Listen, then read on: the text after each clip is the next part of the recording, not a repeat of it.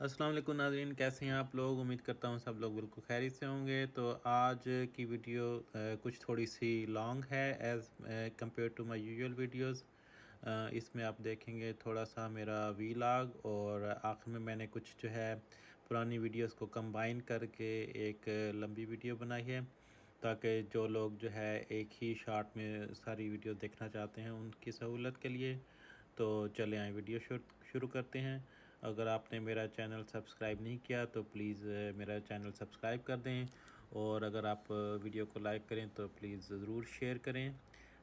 तो चलें आज की वीडियो स्टार्ट करते हैं।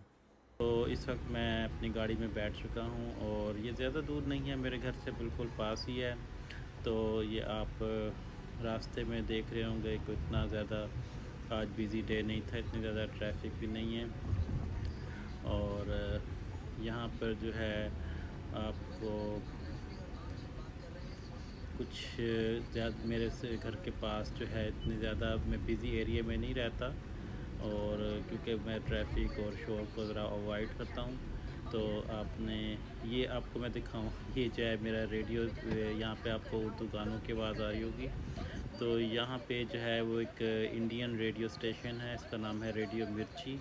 ये बड़ा मज़े का रेडियो स्टेशन है, इस पे बड़ी अच्छे न्यूज़ और गाने चलते हैं। तो ये एक मेरी गाड़ी पिक कर लेती है इस एरिया में, चलता है। मैंने कहा चलो कभी लगा लेते हैं, इसमें फ़नी बातें भी होती हैं। तो it kind of get good, give you good feeling के आप अपनी ज़बान में जब देखते हैं तो, वरना अमेरिकन रेडियो स्टेशन तो हर जगह चल जाते हैं। तो एनीवे ये आपको बैकग्राउंड में इसका म्यूज़िक आ रहा होगा। तो ये देखें नाज़रीन, साथ कितने अच्छे ग्रीन रास्ते हैं, और यहाँ पे हम बहुत जल्दी पहुँच जाएंगे यहाँ पे। तो जिस स्टोर में हम जा रहे हैं उसका नाम स्टेपल्स है। तो जस्ट मैं आपसे शेयर करना चाहता हूँ कि कितना इजी प्रोसेस है यहाँ पे प्रिंट करने का, कैसे पेपर्स को बआसानी प्रिंट किया जा सकता है, कितना चीप होता है यहाँ पे किसी चीज़ को प्रिंट करना, फैक्स करना या स्कैन करना। तो इसके लिए इतना ज़्यादा टाइम कंज्यूमिंग नहीं होता। ये जो है अभी आप ये सिनेमा है, ये एक मेरे घर के पास, ये आप देख रहे हैं, ये बिल्कुल इसका पार्किंग लॉट खाली पड़ रहा है क्योंकि कोविड की वजह से जो है यहाँ पे बिल्कुल सिनेमा वगैरह अभी तक नहीं खुले, वरना ये बिल्कुल पार्किंग लॉट जो है भरा होता था। और ख़ास तौर पे वीकेंड पे तो यहाँ पे पार्किंग ही नहीं मिलती है। और ये मेरी दूसरी तरफ एक नया रेस्टोरेंट खुला है जो आप दे रहे हैं, यहाँ पे जस्ट ड्राइव थ्रू से आप फूड पिक कर सकते हैं, आप खा नहीं सकते यहाँ पे बैठ के। तो वहाँ पे लाइनें लगी हुई हैं, और ये सब मैं ट्रैफिक सिग्नल पे खड़ा हुआ वेट कर रहा हूँ। तो अल्लाह का शुक्र है, अब यहाँ पे काफ़ी कोरोना के फिर हम बहके और फिर ऐसे बहके कि टूट गए बिल्कुल। गाना है आज जाने की जिद न करूं। Catch Bhatt Naturally, the Pooja and Mahesh Bhatt Show, हर रविवार शाम 5 से 7 on Radio Mirchi, South Asia's #1 radio station. It's on. Radio Mirchi Specials.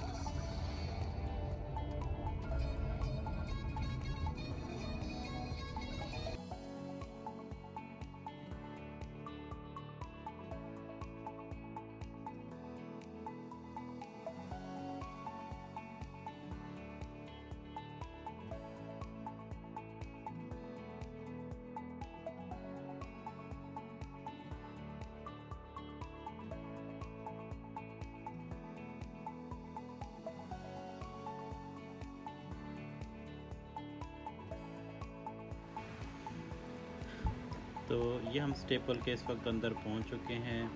आप ये देख सकते हैं कि यहाँ पे ऑफिस की ज़रूरत की हर चीज़ जो है वो मैसर होती है।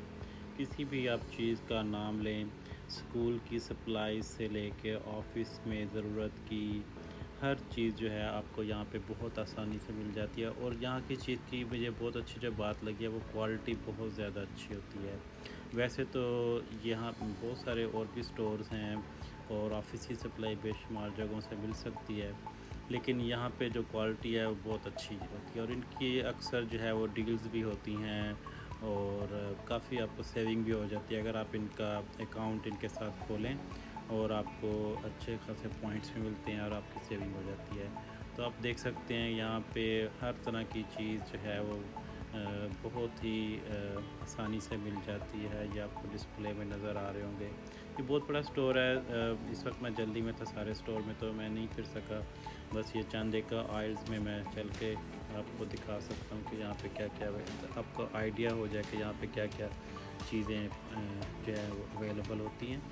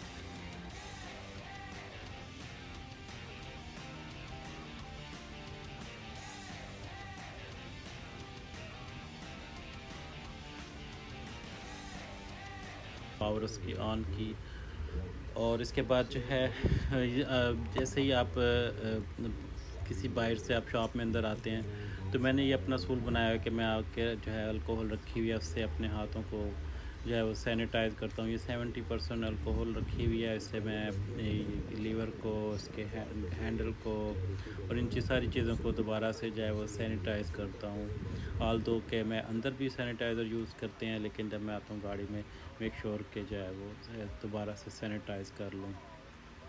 और अब मुझे एक छोटा सा और काम है यहाँ पे। अब जो है मुझे एक साथ ही इसके स्टोर है होम डिपो, वहाँ पे मुझे जो है वो ये मेरा गाड़ी का बर्ड आई व्यू कैमरा जो है वो शो हो रहा है। मुझे इससे सराउंडिंग बताता है कि गाड़ी के आसपास क्या मौजूद है। तो क्योंकि ये फुली जो है वो लोडेड गाड़ी है। अच्छा, मुझे जो है ये रास्ते में ये चेंज करने हैं यहाँ पे।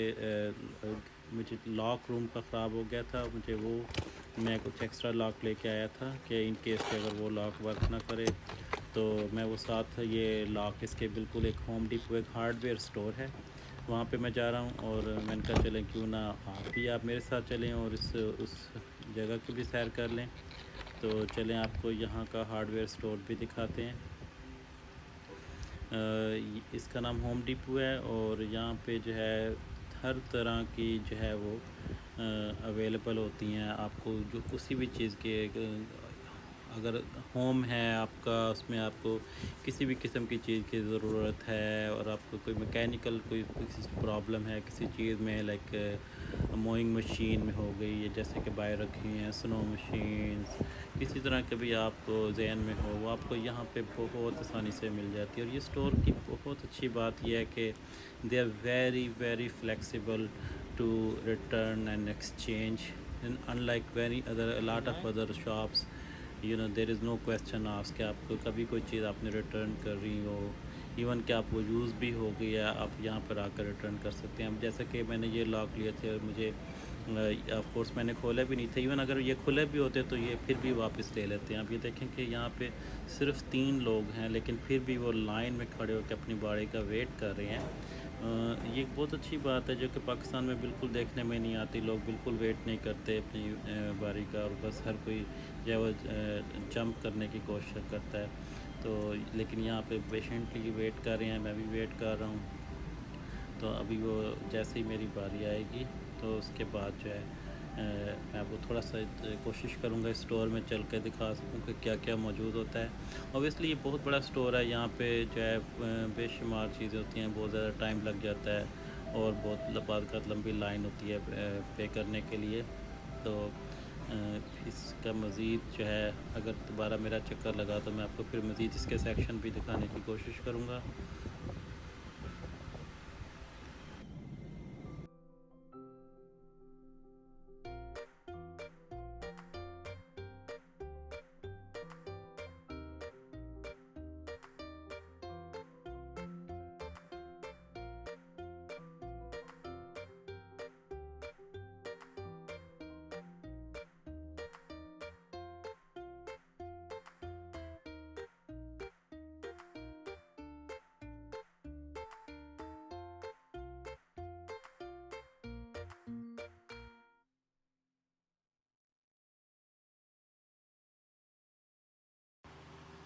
ये जो है इसी स्टोर का नर्सरी का सेक्शन है, आप देख रहे हैं।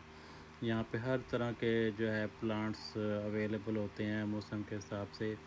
तो मैं क्योंकि अब डन हो चुका हूँ और अब मैं जो है अपने नेक्स्ट टास्क की तरफ जा रहा हूँ, जो कि एक और मुझे छोटा सा काम है। मुझे एक छोटा सा और काम है। मुझे अमेज़ॉन से मैंने एक पैकेज लिया था कैमरा, वो क्योंकि मुझे पसंद नहीं आया तो वो मुझे रिटर्न करना है। तो वो भी मेरे क्योंकि रास्ते में है, तो आप भी मेरे साथ चलें, वहाँ पे देखें अमेज़ॉन लॉकर में कैसे उस चीज़ चाहे किसी चीज़ पैकेज को अगर आपने रिटर्न करना हो तो कैसे किया जाता है। क्योंकि मैंने उसका ये मेरी गाड़ी का बर्ड आई व्यू कैमरा ये दिखा रहा है, क्योंकि मैंने बैक करना है तो ज़्यादा मैं कैमरे को यूज़ करता हूँ बजाय इसके कि गर्दन इधर उधर टर्न की जाए। तो ये अभी मुझे बेल्ट नहीं लगाई, मुझे गाड़ी को स्टार्ट किया मैंने, और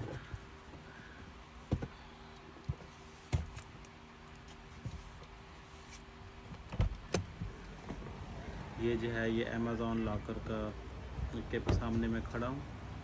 और इसमें भी क्योंकि मैंने अपनी ऐप पे ही इसे क्लेम किया था, उन्होंने मुझे एक कोड दिया था, मैं वो कोड एंटर करूँगा। और जैसे ही मैं वो कोड एंटर करूँगा तो यहाँ पे वो क्या है वो ड्रॉ खुल जाएगा। ये देखें, ये आपको बाहर एक कुत्ता नज़र आ रहा है जो बड़ा ही जो है रेस्टलेस हुआ हुआ है, क्योंकि यहाँ पे खाने पीने के स्टोर्स के अंदर जो है वो अपने पेट्स को ले जाने की इजाज़त नहीं होती, अनलेस कि वो पेट जो है आपका वो गाइड डॉग है। जैसे कि अगर आप ब्लाइंड हैं और आपको वो गाइड करता है या डिसेबल किसी तो उसके अंदर ले जाने की इजाज़त होती है, वरना फूड स्टोर के अंदर जो होता है वो पेट्स को ले जाने की इजाज़त नहीं होती।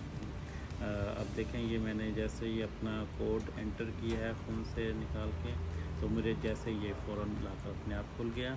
और मैं इसमें पैकेज, अब ये कुछ मुझे छोटा लग रहा है क्योंकि मेरा जो पैकेज है वो बड़ा है। तो अब ये मुझे ऑप्शन देगा कि अगर आपने अभी तक क्यों नहीं रखा, इट मीन्स के उसने डिटेक्ट किया कि ये शायद इसके लिए ये पैकेज के लिए छोटा है। ये देखें, ये ऑप्शन है द पैकेज डजंट फिट। अब मैं साथ ये ऑप्शन को प्रेस करने लगा हूँ, और ताकि कोई जो इस मेरे पैकेज के हिसाब से बड़ा जो है वो लॉकर वो ओपन हो जाए। तो ये देखें, ये जैसे मैंने आपको कि मेरे इसके ऊपर जो है ये मिडल में इन द सेंटर कॉलम उसमें मुझे शो कर रहा है कि एक बड़ा जो है वो लॉकर ओपन हो गया। और ये देखें, ये इतना सिंपल सा प्रोसेस है, बस यहाँ पे मैंने पैकेज रखा एंड दैट्स इट, अपने आप वो आप ही पिक कर लेंगे यहाँ से। इवन कि मैं इसे जो है वो स्केड्यूल कर सकता हूँ कि वो मेरे घर में आकर भी पिक कर लें, वो भी फ्री पिकअप होता है। लेकिन मैंने चले क्यों ना अब आप बाहर निकले हुए हैं तो इसे अमेज़ॉन लॉकर में ड्रॉप कर दिया जाए, तो वो ज़रा फास्ट रहे। अस्सलाम वालेकुम, उम्मीद करता हूँ आप सब लोग बिल्कुल खैरियत से होंगे। आज जिस टॉपिक पे मैंने डिस्कशन के लिए सिलेक्शन की है उसका नाम है ओबेसिटी, मोटापा। और आप इस बारे में ज़ाहिर है बेसिक इन्फॉर्मेशन तो आप लोगों को बहुत होंगी, और मैं कोशिश करूँगा कि मेरी वीडियो इतनी लंबी भी ना हो, क्योंकि लंबी वीडियो लोग देखते नहीं हैं, और जब देखें ना तो आपका वो मकसद ही पूरा नहीं होता। क्योंकि मेरा मकसद है कि लोगों को कोई ना कोई हेल्थ से रिलेटेड इंफॉर्मेशन पहुंचाई जा सके, शेयर की जा सके, जो कि उनको फ़ायदा दे। तो चलें डायरेक्टली टॉपिक की तरफ चलते हैं। मोटापापन जैसा कि आपको ज़ाहिर है, अगर आपका वेट ज़्यादा है, जिसको मेडिकली लैंग्वेज में हम लोग कहते हैं BMI, कि आपकी हाइट और वेट की रेशो होती है, ये 30 या 30 से ज़्यादा हो तो आप मोटापेपन का ओबेसिटी का तस्वर किया जाता है। तो इसमें क्या होता है कि ओबेसिटी के क्या नुकसान हैं। इससे आपको ब्लड प्रेशर का, हार्ट डिजीज़ का चांस बढ़ जाता है, ब्लड प्रेशर का चांस बढ़ जाता है, डायबिटीज़ का चांस बढ़ जाता है आपके लिए, और आपको कुछ कैंसर जो होता है आपको उसके भी आप ज़्यादा रिस्क आपके लिए बढ़ जाता है। और उसमें कैंसर कौन कौन सा हो सकता है? Cancer of intestine, large intestine जैसे कोलन का हो सकता है, कैंसर ऑफ स्टमक का चांस बढ़ जाता है, औरतों में जो होता है ब्रेस्ट कैंसर का चांस बढ़ जाता है इसकी वजह से, और इसके अलावा जो है यूट्राइन बच्चादानी का कैंसर का चांस भी इससे बढ़ जाता है। ओबेसिटी से जो है आपकी डिसेबिलिटी के चांस भी बढ़ जाते हैं, जैसा कि ख़ास तौर पे जो जोड़ों के मरीज़ होते हैं उनके ये तकलीफ़ बढ़ जाती है ओबेसिटी में, और इस वजह से जो है वो उनके डिसेबिलिटी में कन्वर्ट हो सकती है। तो आप इसके लिए क्या कर सकते हैं? इसके लिए ज़ाहिर है आपको अपनी वेट को वॉच करना होगा, और देखने में ये आया है कि जो लोग वेट अपना रेगुलर करते हैं एटलीस्ट वंस ए वीक, वो लोग ज़्यादा सक्सेसफुल होते हैं अपने वेट को कंट्रोल करने में। तो काइंडली आप लोग जो है ज़रूर अपने घर में वेट मशीन रखें, और आपके वो बाथरूम में जो है वो मशीन मौजूद हो हर वक्त, और आप हफ्ते में एक दफ़ा वेट ज़रूर करें, और कोशिश करें कि आप जो है वो वेट को लिख लें किसी जगह, ताकि आपको कंपैरिजन मिले, या आपका लास्ट मंथ 3 मंथ बिफोर आपका कितना वेट था, कुछ इसमें बड़े इंक्रीज़ हो रहा है या डिक्रीज़ हो रहा है। अगर डेफिनेटली डिक्रीज़ हो रहा है तो ये आपको एक अच्छी एक सेंस देगा, जिससे कि आपको एक सेंस ऑफ एकम्प्लिशमेंट होगी कि आपकी सक्सेस का, आपकी वो जो ट्राइज हैं वेट लूज़ करने की वो सक्सेसफुल हैं। अच्छा, ओबेसिटी से जो है ये सिर्फ बीमारी तो है ही है, इससे जो है स्ट्रेस का भी बहुत ताल्लुक़ होता है। कुछ लोग जो होता है वो स्ट्रेस में ज़्यादा खाते हैं, और क्योंकि ज़्यादा खाने से उनको अच्छा महसूस होता है, वो अपने आप को अच्छा महसूस करने के लिए ज़्यादा खाते हैं।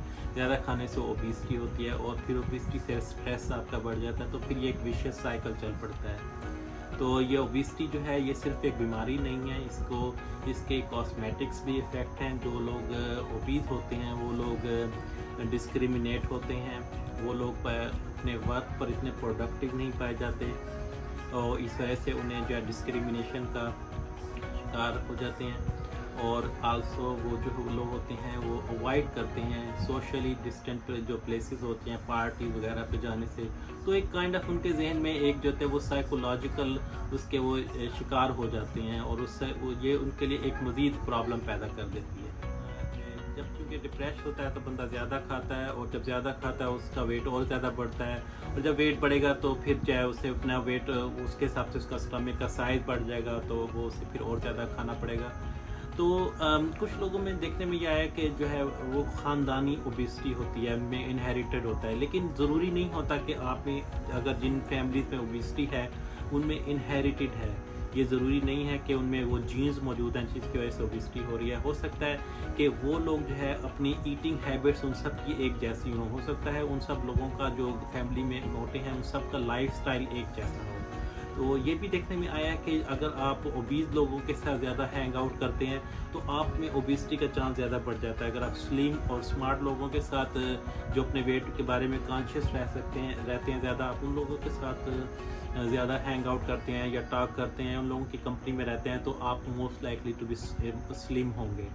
तो ओबिसिटी का जो है ये इसके ना सिर्फ डायबिटीज़, हार्ट डिजीज़ से, बल्कि इसके सेक्सुअल इंसान की लाइफ पर भी असरात होते हैं। वुमेंस में जो होता है वो पीरियड्स का प्रॉब्लम हो जाता है, इनफ्रीक्वेंट पीरियड हो जाते हैं या हैवी पीरियड हो जाते हैं ओबिसिटी की वजह से। मेंस में जो होता है वो एरेक्टाइल डिसफंक्शन ओबिसिटी की वजह से हो सकता है। इस पर मैं एक दोबारा कोशिश करूँगा एक सेपरेट वीडियो बना के आप लोगों के साथ शेयर कर सकूं। तो ये सारे जो प्रॉब्लम होती हैं ये एक दूसरे के साथ कनेक्टेड होते हैं। तो ओबिसिटी जो होती है ज़रूरी नहीं कि आप सिर्फ खाने की वजह से हो रही है ओबिसिटी। आप हाई कैलोरीज जो ड्रिंक करते हैं वो आप एकदम से लाइक रेगुलर सोडा आपने ले लिया और जल्दी से ड्रिंक कर लिया, खाने में तो फिर भी थोड़ा बहुत टाइम लगता है, लेकिन हम हाई कैलोरीज जल्दी आप पी लेते हैं इससे कि पहले आपका दिमाग सेंस करे कि आपने कब मेरा स्टमक फुल हो गया। तो इन चीज़ों से अवॉइड करना चाहिए। दूसरा यह है कि अगर आपके वेकेशन आ रही हैं, हॉलीडेज़ आ रही हैं, आपको पता है कि आपने पार्टी में जाना है, दावतें हैं, तो आपको पता है वहाँ पे खाना पड़ेगा, तो ये फूड ट्रैप होते हैं। आपको पता होना चाहिए कि ये फूड ट्रैप्स कहाँ होते हैं और आपको उनको कैसे अवॉइड करना है। यूजली लाइक मैं ऐसे करता हूँ कि अगर कोई पता है कि दावत है तो ऑलरेडी स्केड्यूल है, तो आप उससे एक दिन पहले थोड़ा सा कम खाएँ और उसके 1-2 दिन बाद थोड़ा सा कम खाएँ, तो आप वहाँ पे जाके अपना फूड को एंजॉय कर सकते हैं। तो ज़रूरी नहीं कि आप जो है आप बहुत ज़्यादा वेट लूज़ करें। इवन ये भी देखने में आया कि आप 5-10 पाउंड्स भी अगर आप वेट लूज़ कर लें तो वो भी आपके जो चांसेस हैं आपके डिजीज़ के जो है वो इससे कम हो जाते हैं। तो इसलिए कि अपने वेट को लॉस करने की कोशिश हमेशा आपको जारी रखनी चाहिए, चाहे वो जो है आप उसमें सक्सेसफुल हैं या नहीं हैं। और अगर नहीं है तो आप कोशिश करें कि आप उसमें ज़्यादा से ज़्यादा आपको सक्सेस होने की चांसेस बढ़ते चले जाएं। तो इसके लिए आपका वेट आपको मॉनिटर करना बहुत ज़्यादा ज़रूरी होता है। ओबिसिटी जो थी वो तमाम और किस्म के जो है उनमें पाई जाती है, ना सिर्फ मर्दों में, औरतों में, बल्कि इवन बच्चों में पाई जाती है। तो इस बच्चों शुरू से ही जो है अच्छी हैबिट्स जो है घर में अगर हों, हेल्दी बाइंग हैबिट्स हों, हेल्दी फूड बाय करेंगे और उनको हेल्दी कुक करना अगर सिखाया जाए गर्ल्स को, तो वो जाहिर है कि वो फिर हेल्दी आगे चल के वो खाएंगे। तो ये भी बहुत ज़रूरी है कि हो सकता है किसी को हेल्दी कुक करना सिखाया ही ना गया हो, इस वजह से वो हमेशा अनहेल्दी कुक ही घर में किया जाता हो और इस वजह से ओबिसिटी हो जाती है। ओबिसिटी को बिल्कुल लाइटली नहीं लेना चाहिए, इससे स्लीप के प्रॉब्लम भी हो जाते हैं, जो कि देखें जैसे कि सोने से उनकी नींद बार बार उखड़ जाती है, जिसे स्लीप एपनिया सिंड्रोम कहते हैं। और उनके बाद एक दफ़ा सांस उनका रुक जाता है और फिर सांस बहाल हो जाता है, तो ओबिसिटी की वजह से होता है। और वेट लॉस करने से इसमें काफ़ी ज़्यादा फ़र्क पड़ सकता है। इसके अलावा जो है आपको जो है डायबिटीज़, जैसा कि आप लोग जानते ही हैं, डायबिटीज़ इसकी वजह से इंसुलिन जो का लेवल होता है ओबीस लोगों में वो सही नहीं रह पाता, और अगर सिर्फ वो वेट लॉस कर लें तो उनकी डायबिटीज़ अंडर कंट्रोल हो जाती है। अच्छा, ओबिसिटी जो है वो कुछ जो है मेडिसिन की वजह से भी हो सकती है। हो सकता है आप किसी किस्म की मेडिकेशन लेते हो, जैसे कि एंटी डिप्रेसेंट मेडिकेशन है, एंटीसाइकोटिक मेडिकेशन है, स्टीरॉइड्स हैं जो अस्थमा के लोग लेते हैं, और वो उनकी वजह से उसका वेट गेन हो सकता है। और ब्लड प्रेशर की कुछ ऐसी मेडिकेशन है जो कि वेट गेन करने में आपको वो जो है वो एक फैक्टर हो सकता है। तो हो सकता है आप डॉक्टर से मशवरा करके उन मेडिकेशंस को चेंज किया जा सकता हो या रिड्यूस किया जा सकता हो। तो लेकिन इसके अलावा ये इनके फूड के अलावा भी कुछ फैक्टर्स होते हैं जो कि आपको जो होता है ओबीस कर देते हैं। तो हमें ये ज़रूर ऐसे कि एक्सरसाइज जो है 30 to 40 मिनट एवरी डे बहुत अच्छी बात है, नहीं 3-4 दिन बहुत अच्छी बात है। जितनी भी आप कर सकते हैं एक्सरसाइज बहुत ज़्यादा ज़रूरी है करना। तो इसके बिल्कुल ज़्यादा जो है आपको नज़रअंदाज नहीं करना चाहिए। एक बहुत सीरियस डिजीज़ है, इसको सीरियस लेना चाहिए, इस पर टॉक करनी चाहिए। और इंशाल्लाह ताला आपके साथ जो है नेक्स्ट वीडियो में किसी और टॉपिक के साथ मुलाकात होगी। तब तक के लिए मुझे इजाज़त चाहिए। अल्लाह हाफ़िज़। अस्सलाम वालेकुम नाज़रीन, कैसे हैं आप लोग? उम्मीद करता हूँ आप सब लोग बिल्कुल खैरियत से होंगे। तो आज जो मैंने टॉपिक आप लोगों के लिए चुना है डिस्कस करने के लिए, उसका ताल्लुक़ नींद से है। और इसे उर्दू में जैसे कहा जाता है कि बेख्वाबी या नींद का सही तरीके से ना आना, और इंग्लिश में हम लोग इसे कहते हैं इंसोम्निया। तो इसके क्या-क्या काज़ेज़ होते हैं और इससे क्या मसाइल पैदा हो सकते हैं और इनसे अब कैसे बचा जा सकता है, तो यह चीज़ें हम आज की इस वीडियो में डिस्कस करेंगे।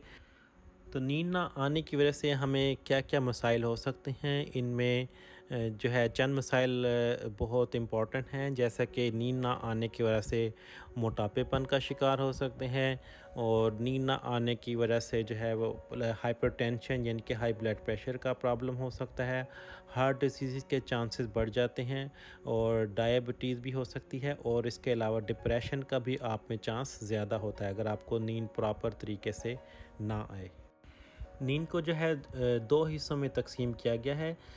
एक का नाम है रैपिड आई मूवमेंट स्लीप होती है, और एक होती है non rapid eye movement sleep. तो रैम जो रैपिड आई मूवमेंट स्लीप होती है, इसमें नींद का जो पाँचवा हिस्सा होता है हमारा, वो इसमें होता है, ये पहले फेज़ होती है। इसमें आइज़ जो होती हैं वो दाएं बाएं मूव कर रही होती हैं आपकी, और आपका दिमाग जो होता है वो काफ़ी मसरूफ़ होता है। पट्ठे जो होते हैं बिल्कुल ढीले पड़ जाते हैं हमारे जिस्म के, और लेकिन हमारा दिमाग काफ़ी इसमें मसरूफ़ होता है। इसे कहते हैं रैम या रैपिड आई मूवमेंट। और जो दूसरी फेज़ है स्लीप की, उसका नाम है नॉन रैपिड आई मूवमेंट, इसे या नॉन रैम स्लीप कहा जाता है। इसमें आँखों में बिल्कुल जो होती है वो हरकत नहीं होती, और हमारा जो जिस्म होता है वो बिल्कुल ढीला होता है। जिसमें कुछ हरकत हो सकती है, लेकिन हमारे जिस्म में जो होता है हार्मोन्स का लेवल जो होता है, वो सर्टेन हार्मोन्स होते हैं जो मादे होते हैं, वो हमारे इसमें ऊपर उनका लेवल ऊपर या नीचे जा रहा होता है और इस नॉन रैपिडाइज मूवमेंट में। और ये जो होता है इसमें जिस्म जो होता है बिल्कुल जो होता है वो रिलैक्स होता है। हमें कितनी नींद की ज़रूरत होती है, इसका जो इन्हिसार है हमारी उम्र पर डिपेंड करता है।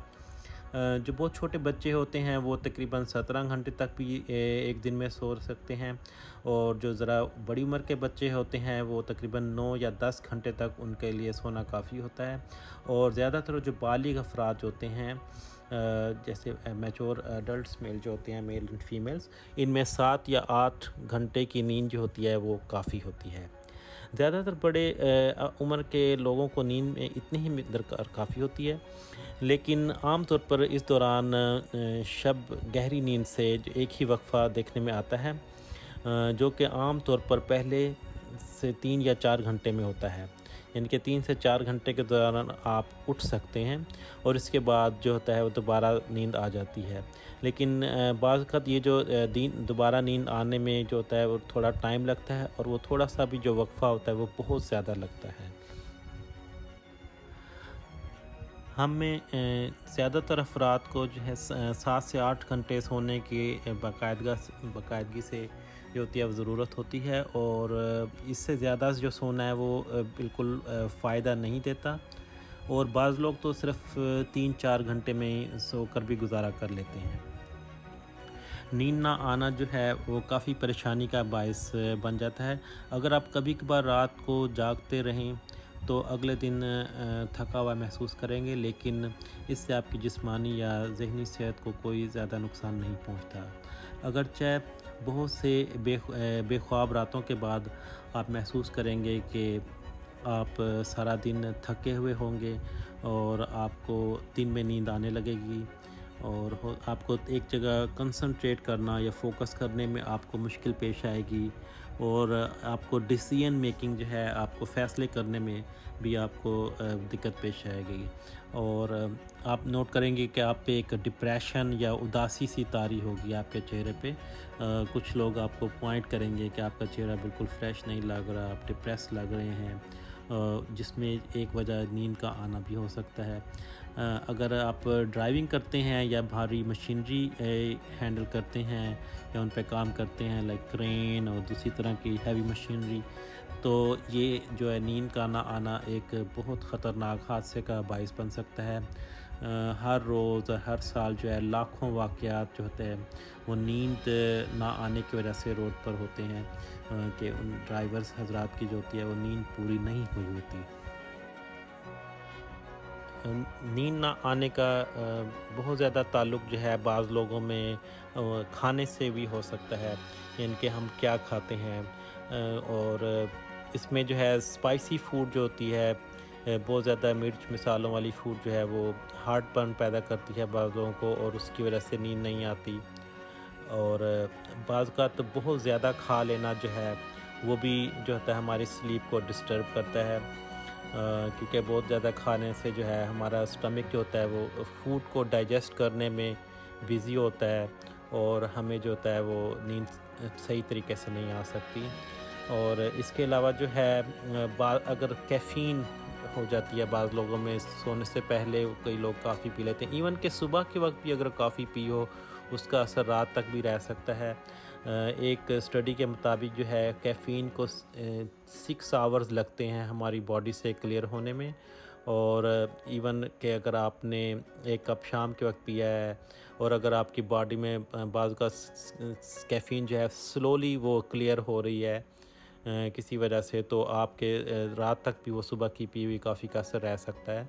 तो इससे भी कि आपको नींद ना आने में जो आती है वो एक वजह हो सकती है।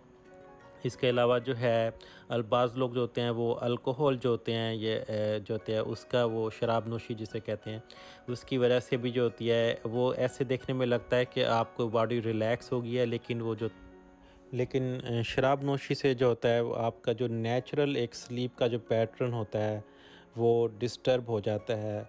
आप उसी वक्त तो बज़ाहिर सो जाते हैं, लेकिन आपका जो आहिस्ता-आहिस्ता जो नॉर्मल एक आपका जो पैटर्न होता है वो बिल्कुल डिस्टर्ब हो जाता है, और एक वक्त आता है कि आपको जो रहता है वो अल्कोहल से भी नींद नहीं आती, और फिर आपको उस वजह से ज़्यादा अल्कोहल का इस्तेमाल करते हैं, और फिर थोड़ी सी नींद आती है, फिर आपको अल्कोहल की मिक़दार और बढ़ाना पड़ती है।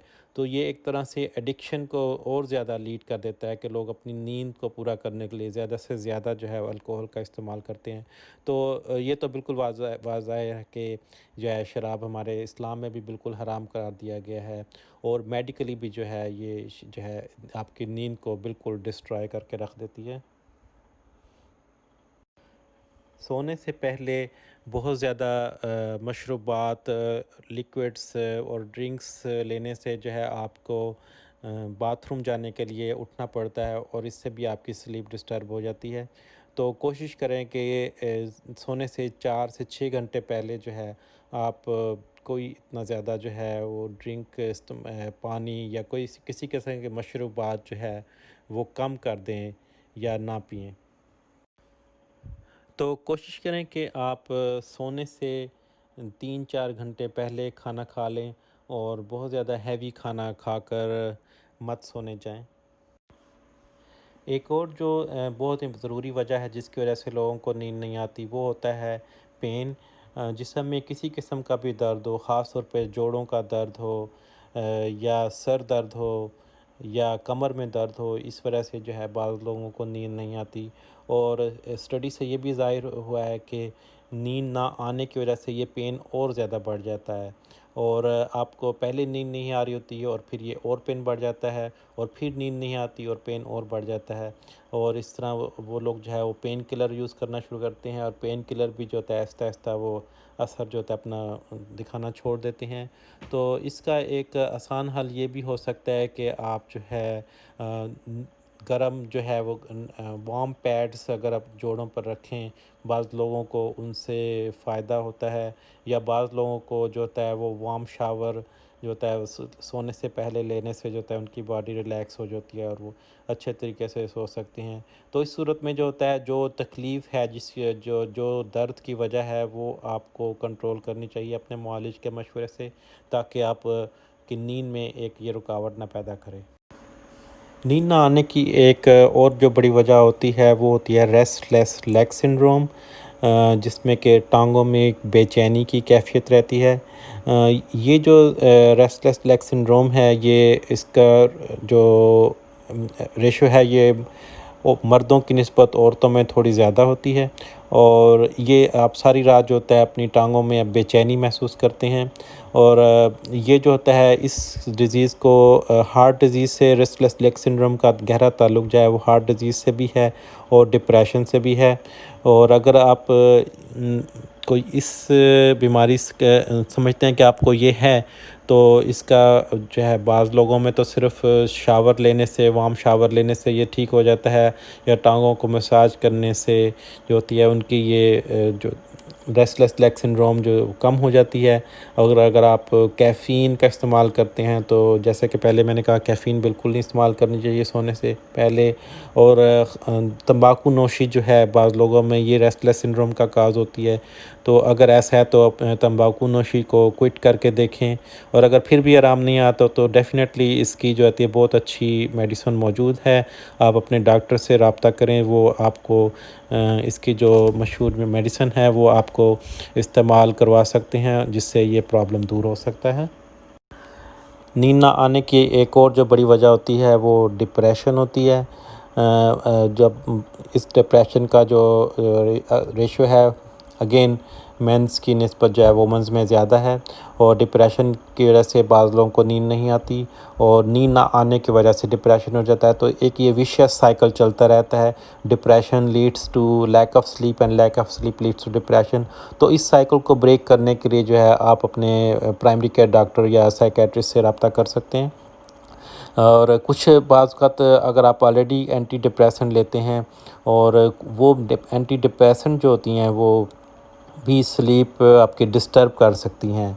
तो अगर ये मामला है तो आप अपने डॉक्टर से रब्ता करें कि आपको एंटी डिप्रेसेंट लेने के बावजूद नींद नहीं आ रही, तो या कोई और ऐसी मेडिसिन हैं जैसे कि ब्लड प्रेशर की मेडिसिन भी, बीटा ब्लॉकर जो होते हैं वो भी नींद से असरअंदाज हो सकते हैं। और आप ज़रूर ये नोट करें कि आप की कैबिनेट में क्या-क्या मेडिसिन मौजूद हैं। हो सकता है उनमें से कोई एक ऐसी मेडिसिन हो जो आपकी स्लीप का प्रॉब्लम बन रही है, तो आपका डॉक्टर जो है वो मेडिसिन देख के उसे जो है दूसरी मेडिसिन आपको शुरू करवा सकता है, या फिर आपको जो है वो मेडिसिन बंद कुछ अरसे के लिए की जा सकती है। और आपका स्लीप का प्रॉब्लम जब ठीक हो जाए तो वो मेडिसिन जो होती है वो शुरू की। लेकिन ये इसमें आपका जो प्राइमरी केयर डॉक्टर है वो आपको ज़्यादा अच्छे तरीके से बता सकता है। कहा जाता है कि bad night leads to bad day. अगर आपको रात अच्छी नहीं गुजरी तो आपका दिन भी अच्छा नहीं गुजरेगा, और अगर आपका दिन अच्छा नहीं गुजरा तो आपकी रात अच्छी नहीं गुजरेगी। तो इसलिए कोशिश करें कि आपका दिन बहुत ज़्यादा रिलैक्स और हंसी खुशी गुजरे, ताकि आपको रात को ये बात भी देखने में आई है कि बाज़ लोग अगर सोने से पहले कोई ऐसा ज़हनी तवज्जो वाला काम करें जिससे उनको फ़ोकस हो के करना पड़े, जैसे कि मेरा इशारा है बुक रीडिंग की तरफ, या कोई ऐसा मैथमेटिकल क्वेश्चन, या इस तरह का कोई जो फ़ोकस हो के आपको काम कुछ सोने से कोई 1-2 घंटे पहले करें, तो आपका माइंड जल्दी थक जाता है। और जब माइंड जल्दी थक जाए तो नींद अच्छे तरीके से आती है। तो इसमें आप जो है एक कोई बुक सेलेक्ट कर सकते हैं। बुक लाज़मी है, ये बात लाज़मी है कि आप बुक जो है वो ई बुक ना हो, इलेक्ट्रॉनिक बुक ना हो। ये ना हो कि आप आर्टिकल कंप्यूटर पे निकाल के पढ़ रहे हैं, बल्कि आप एक रियल बुक रखें अपने कैबिनेट, अपने स्लीपिंग रूम में, अपने बेडरूम में, जो आप सोने से पहले उसे पेज बाय पेज उसके पढ़ें और फोकस हो के पढ़ें। तो इससे बाज़ लोगों को बहुत अच्छी नींद आती है। तो हर किस्म का जो है, हर इंसान की बॉडी मुख्तलिफ है। आपको ये फाइंड आउट करना है कि आपको क्या चीज़ सूट करती है। इसी तरह एक और बात ये भी ज़रूरी है कि आप अपना जो स्मार्टफ़ोन है उसे अपने सामने प्लग इन करके और फिर मत सोएं, क्योंकि आपकी तवज्जो जो है वो बार बार फ़ोन पे की तरफ हो सकता है जाए। तो इसलिए कोशिश करें कि आपका फ़ोन जो है वो आपके लिविंग रूम में प्लग इन हो, और आप के बेडरूम में जो है कोई ऐसी डिस्ट्रैक्टिंग चीज़ ना पड़ी हो जो अगर आपको रात को आँख खुले और आपकी तवज्जो फ़ौरन उस चीज़ की तरफ जाए। तो नाज़रीन, ये बहुत ज़रूरी है कि आप अपना बेडरूम जो है उसे क्वाइट रखें, काम रखें और डार्क रखें। ये इंतहाई ज़रूरी है। अपने बेडरूम में कोई नॉइज़ी एक्टिविटीज़ ना करें, अपने बेडरूम को बहुत ज़्यादा ब्राइट लाइटेड ना रखें, और अपने बेड को सिर्फ़ और सिर्फ जो है आप सोने के लिए या अपने इज़दिवाजी ताल्लुक़ के लिए इस्तेमाल करें। इसके अलावा अपने बेड पर आप जो है बैठकर टीवी मत देखें। इसके अलावा अपने बेड पर बैठकर गेम्स मत खेलें अपने फ़ोन से। अपने बेड पर बैठकर जो है आप किसी किस्म के खाना मत खाएं। अपना आपका बेड सिर्फ़ और सिर्फ जो है इन 2 चीज़ों के लिए यूज़ होना चाहिए। और अगर आप देखें कि आपको 15 या 20 मिनट्स तक आपको नींद नहीं आ रही, then you have to get up and leave your bed, do some activity and engage yourself and don't go to bed until you go feel asleep। ये बहुत ज़रूरी है। और अगर आप ऐसा नहीं करेंगे और अपने बेड पर आप बैठे सोचते रहेंगे, लेटते रहेंगे, तो आपकी बॉडी जो है वो इस चीज़ की यूज़ टू हो जाएगी। आपका होना ये चाहिए कि आप जैसे ही अपने बेड पर जाएं, आपको फ़ौरी तौर पे नींद आ जाए। अगर अगर इन सब चीज़ों से भी आपको फ़ायदा नहीं पड़ा, या आप ये सब चीज़ें ऑलरेडी इस्तेमाल कर चुके हैं, तो मेरा मशवरा ये होगा कि आप अपने प्राइमरी केयर डॉक्टर से रब्ता करें, जो कि आपको एक स्लीप एक्सपर्ट के पास रेफ़र कर सके, क्योंकि स्लीप के प्रॉब्लम को बहुत लाइटली नहीं लेना चाहिए। ये बहुत ज़्यादा सीरियस प्रॉब्लम्स की तरफ जो है आपको लेकर जा सकता है। तो नाज़रीन, इंशाल्लाह ताला आपके साथ नेक्स्ट टाइम एक नई वीडियो में एक नए टॉपिक के साथ मुलाकात होगी, क्योंकि मुझे तो आ रही है इस वक्त बहुत ज़्यादा नींद और मैं तो हूँ चला सोने। अब आप मुझे कमेंट करके ये बताएं कि आप कितने घंटे सोते हैं, और अगर आपको नींद नहीं आती तो आप क्या करते हैं। मुझे इजाज़त दीजिए। अल्लाह हाफ़िज़। लोग सही से होंगे।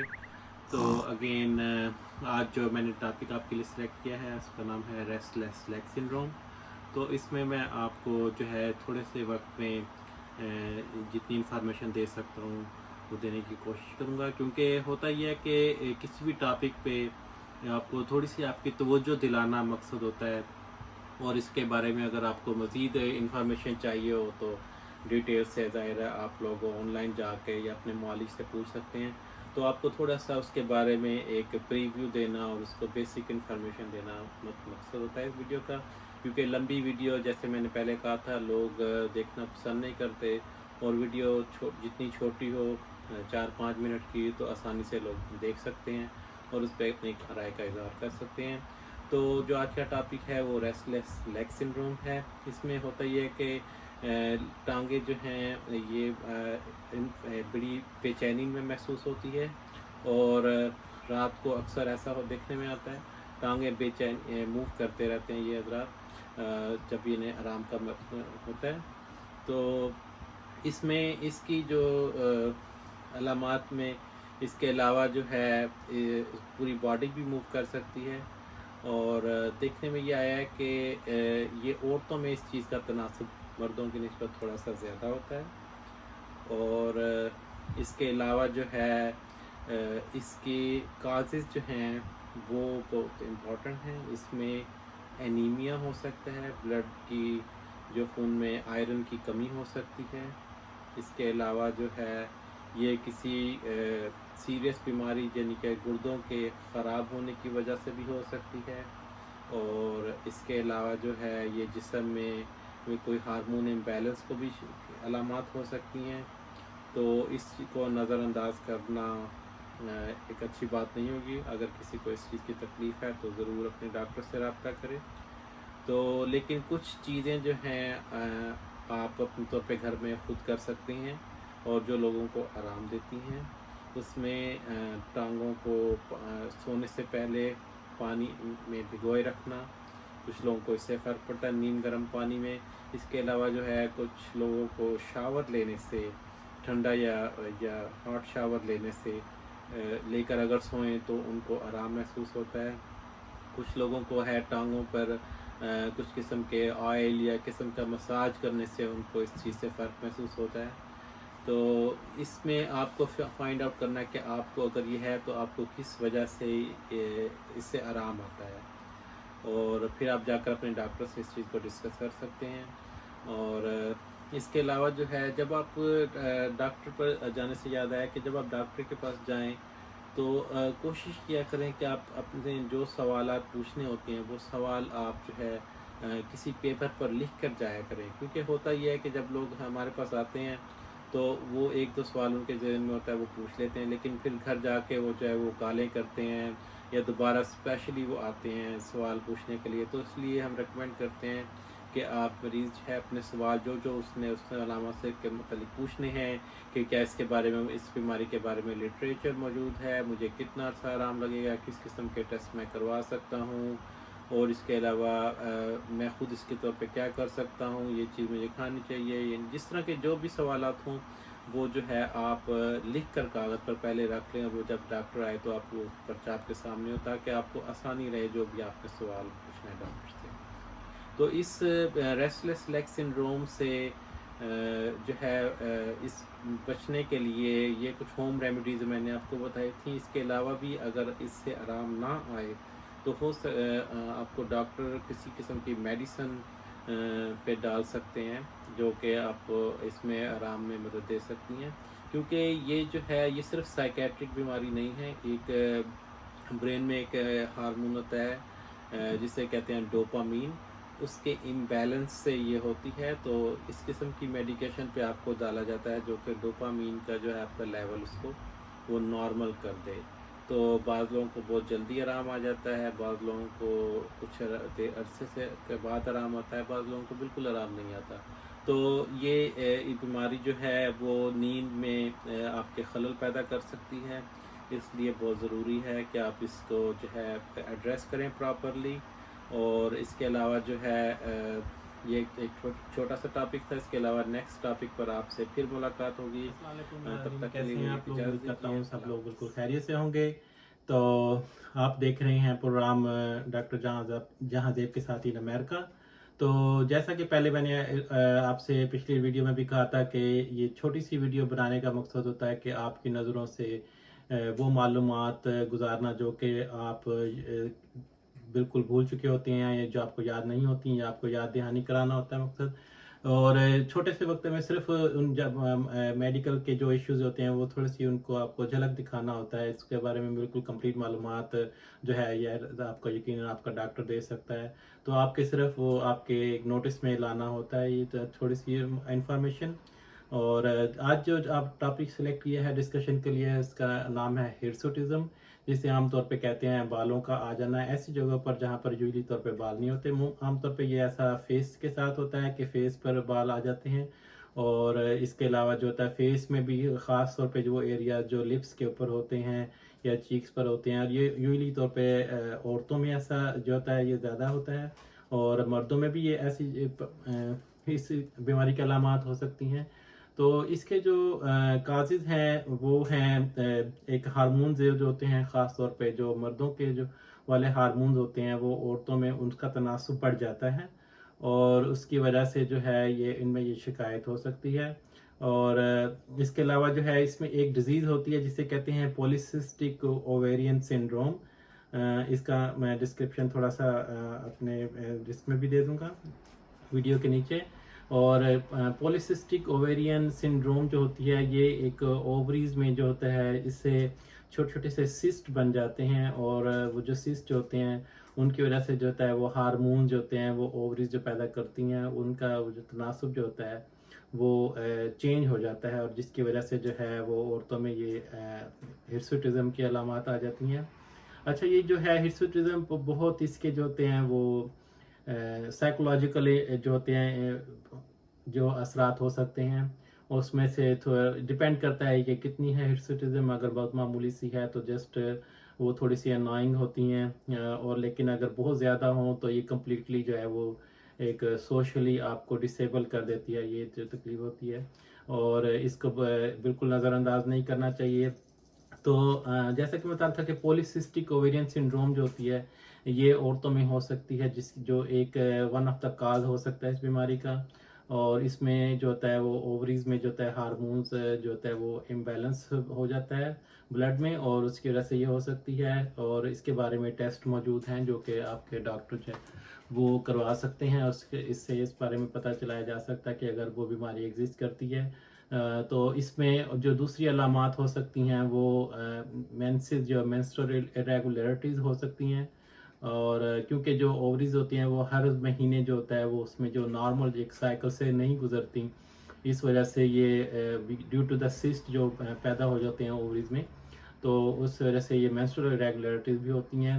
अगर मेंस्ट्रुअल इरेगुलरिटीज भी साथ हों और प्लस ये हिर्सुटिज्म की तकलीफ तो हो सकता है कि ये पॉलीसिस्टिक ओवेरियन सिंड्रोम हो।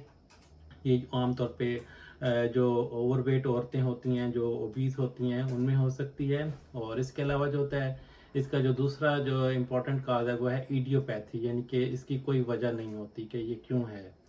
तो लेकिन ये तकलीफ तो ज़ाहिर होती है। तो इस बारे में जो है आप डॉक्टर से मज़ीद इंफॉर्मेशन ले सकते हैं। तो अच्छा, इसमें जो होता है ये सोशली और डिपेंड करता है कि कितने हेयर ग्रोथ जो होते हैं वो एक्सेप्टेबल हैं और कितना इसको जो है वो ट्रीट कैसे हैंडल कर सकती हैं ख़वातीन, क्योंकि ये उनमें डेफिनेटली अगर बात चेहरे पर बालों की हो तो ख़वातीन में ज़्यादा ये एम्बेरसमेंट होती है इस चीज़ की, और सोशल इशू साइकोलॉजिकल इसके इम्पेक्ट होते हैं। और इसमें जो है वो फिर डिपेंड करता है कि वो उनका सोशल कल्चर कैसा है और वो इसे किस तरीके से वो हैंडल करना चाहती हैं। तो ये अगर बहुत ज़्यादा हो तो ज़ाहिर है इसकी अग्रेसिव ट्रीटमेंट होती है। इसका सब काज फाइंड आउट करना ज़रूरी होता है, डॉक्टर से रुजू करना, सिर्फ इसको जो है ट्रीट करना ही ज़रूरी नहीं होता, इसका काज भी देखना ज़रूरी होता है कि अगर जब तक इसका काज नहीं देखेंगे तो इसको जो है वो ट्रीटमेंट सिर्फ कर लेना काफ़ी नहीं होगा। तो इस बारे में कुछ टेस्ट हो सकते हैं, अल्ट्रासाउंड हो सकता है और जो होता है ब्लड टेस्ट हो सकते हैं। और इसकी अगर हम बात करें ट्रीटमेंट की तो इसमें ट्रीटमेंट ऑप्शन भी मौजूद हैं और इससे मुकम्मल तौर पर क्योर भी किया जा सकता है। तो ये डिपेंड करता है कि ये वजह इसकी क्या है। तो इसमें सबसे पहले जो है अगर ट्रीटमेंट की तरफ जाएं तो इसमें अगर के पॉलीसिस्टिक ओवेरियन सिंड्रोम मौजूद है तो फिर आपका गायनेकोलॉजिस्ट जो आपको एंडोक्राइनोलॉजिस्ट जो है वो इसका आपको बारे में बेहतर बताएगा कि इससे पहले उस चीज़ को ट्रीट किया जाए। अगर वेट लॉस से भी फ़र्क पड़ जाता है, अगर वेट लॉस हो कि क्या पेशेंट करे तो उससे भी बाज़ लोगों में ये फर्क जाता है। डायबिटीज़ को अगर इसके साथ एसोसिएटेड है तो उसे कंट्रोल करना बहुत ज़रूरी है। ज़ाहिर है एक ये बहुत इसका एक साइकोलॉजिकल इम्पैक्ट होता है अगर अनमैरिड हों गर्ल्स, उनमें ये मौजूद हो और इसको ट्रीट करना बहुत ज़्यादा ज़रूरत है। तो इसमें जो है इसके अलावा जो है कुछ माने हमल जो ओरल कंट्रासेप्टिव पिल्स होती हैं वो भी इस्तेमाल की जा सकती हैं, आपका डॉक्टर करवा सकते हैं डिपेंडिंग अपॉन के क्या काज है। और अगर कुछ एंडोक्राइनोलॉजिकल प्रॉब्लम है तो सबसे पहले उसको ट्रीट किया जाएगा। तो लेकिन वेट लॉस हो गया और कुछ किस्म की जो होती है फूड में डाइटरी प्रिकॉशन बहुत ज़रूरी होती हैं, उनसे भी इस चीज़ को कम किया जा सकता है। तो अगर ट्रीटमेंट की बात करें तो इसमें जो होता है क्रीम्स होती हैं, इसमें जो होता है इलेक्ट्रोलिसिस की जा सकती है। इलेक्ट्रोलिसिस के जो होता है वो उससे चेहरे को पे बालों को बर्न किया जाता है नीडल के ज़रिए, जो कि थोड़ा सा पेनफुल होता है लेकिन ये परमानेंट होता है। अच्छा, इसमें जो होता है वो 6 मंथ्स तक जो होता है इसकी ट्रीटमेंट के जो होती है वो बहुत ज़रूरी होती है। उससे पहले किसी के इसके जो होते हैं वो असरात बिल्कुल नज़र नहीं आते, क्योंकि वो हेयर फॉलिकल जो होते हैं वो 6 महीने लेते हैं और दोबारा रिग्रोन में। अगर आप उनको बर्न करेंगे या उनको करेंगे तो फिर 6 मंथ्स तक जो होता है वो आपको इसका पेशेंटली जो है बड़े सब्र से इसका इलाज एटलीस्ट करना चाहिए। रिजल्ट अगर मुतवक्किल आप देखना चाहते हैं या कोई डिफरेंस, तो इसके 1 या 2 वीक में इसकी ट्रीटमेंट के रिजल्ट नहीं आते। अनलेस कि अगर आप बात करें कि जो है शेविंग अगर वुमेंस करना कुछ लोग जो होते हैं वो शेविंग कर लेते हैं तो उससे जो है राइट अवे हो जाता है। लेकिन फिर उसका ये प्रॉब्लम है कि वो डेली करनी पड़ती है। क्रीम्स अवेलेबल हैं, क्रीम्स लगाई जा सकती हैं, लेकिन उनके थोड़े से नुकसान भी होते हैं। तो हर उस जो ट्रीटमेंट है उसका कोई ना कोई साइड इफ़ेक्ट भी ज़रूर है। तो आपका वो जो डॉक्टर है वो आपको बताएगा कि इस बारे में जो है आपको किस चीज़ से इलाज करवाया जाए। तो अगर आप वैसे ही इसको टॉलरेट कर सकती हैं, अगर मामूली सी है तो that's also okay with the physician. लेकिन अगर आपको ये बॉदरेशन कर रही है तो डेफिनेटली इसकी ट्रीटमेंट की ज़रूरत होती है। इसके अलावा लेज़र से भी इनको किया जा सकता है। जो अच्छा, ये कितना एरिया पर ये डिपेंड करता है। अगर जस्ट अबव द लिप्स है इसको इलेक्ट्रोलिसिस से या लेज़र से बंद किया जा सकता है। अगर ज़्यादा वास्ट एरिया पे ये है मौजूद है तो इसको जो है ज़्यादा एग्रेसिव ट्रीटमेंट की ज़रूरत होती है। तो ये डेफिनेटली एक ट्रीटेबल काज है और इसको जो है वो बिल्कुल इग्नोर नहीं करना चाहिए और बिल्कुल जो है होम रेमेडीज से इसको नहीं ट्रीट करना चाहिए। ये ज़्यादा एग्रेसिव भी हो सकती है। अगर इसको टाइमली कंट्रोल ना किया जाए। तो इंशाल्लाह ताला आपके साथ अगली वीडियो में मज़ीद किसी नए टॉपिक पर बात होगी।